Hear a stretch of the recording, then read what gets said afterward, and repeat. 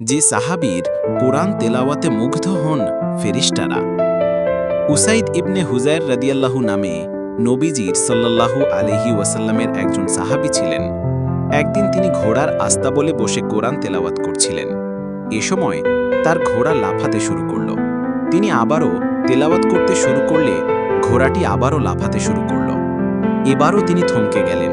কিছুক্ষণ পর আবার পড়তে শুরু করলে ঘোড়াটি আবারও লাফ দিল। পাশেই উসাইদ ইবনে হুজাইর রাদিয়াল্লাহু এর ছেলে ইয়াহইয়া শুয়েছিল।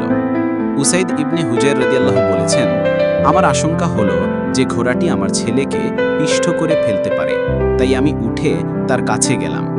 হঠাৎ আমি মাথার উপর শামিয়ানার মতো কিছু একটা দেখতে পেলাম। তার ভেতর প্রদীপের মতো অনেকগুলো জিনিস পুরো শামিয়ানাটাকে আলোকিত করে রেখেছে। আমি দেখা মাত্রই সেগুলো উপরে উঠে মুহূর্তেই শূন্যে মিলিয়ে গেল। আমি আর সেটা দেখতে পেলাম না। পরদিন সকালে নবীজির সাল্লাল্লাহু আলাইহি ওয়াসাল্লামের কাছে গিয়ে আমি বললাম, আল্লাহর রাসূল সাল্লাল্লাহু আলাইহি ওয়াসাল্লাম, গতকাল রাতে আমি আমার ঘোড়ার আস্তাবলে কোরআন পড়ছিলাম। আমার ঘোড়াটি তখন হঠাৎ লাফাতে শুরু করেছিল। নবীজি তার কথা শুনে বললেন, হে ইবনে হুজাইর, তুমি কোরআন পাঠ করতে থাকো, তেলাওয়াত থামিয়ে দিলে কেন? আল্লাহর রাসূল সাল্লাল্লাহু আলাইহি ওয়াসাল্লাম, আমি আবারও পড়লাম। ঘোড়াটি আবারও লাফাতে থাকলো। এবারও নবীজি সাল্লাল্লাহু আলাইহি ওয়াসাল্লাম বললেন, হে ইবনে হুজাইর, তুমি তেলাওয়াত করতে থাকতে। আমি তেলাওয়াত খতম করে দিলাম, কারণ আমার ছেলে ইয়াহিয়া ঘোড়াটির পাশেই ছিল। ঘোড়াটি আমার ছেলেকে পিষ্ট করে ফেলতে পারে, সেই আশঙ্কায় আমি তেলাওয়াত শেষ করতে বাধ্য হলাম।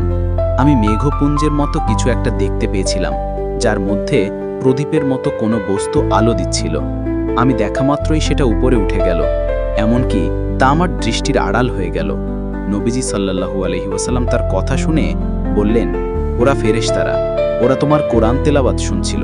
তুমি পড়তে থাকলে ওরা ভোর পর্যন্ত থাকত। লোকজনও ওদের দেখতে পেত। ওরা লোকজনের দৃষ্টির আড়াল হতো না। মুসলিম হাদিস 796।